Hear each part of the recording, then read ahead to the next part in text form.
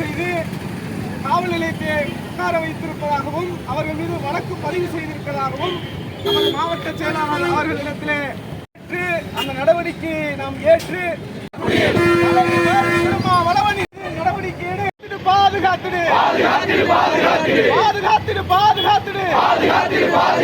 சமூக அமைதியை தமிழக அரசை பாதுகாத்திடு நடவடிக்கை ஆதி வெறியர்களை கண்டறிந்து போராட்டம் கண்டிக்கின்றோம் வெத்தனம் காட்டாதே வெத்தனம் காட்டாதே வெத்தனம் காட்டாதே மேலும் வெத்தனம் காட்டாதே எச்சரிக்கை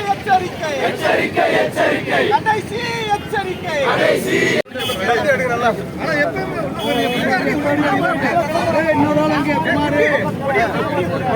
நீங்க நல்லா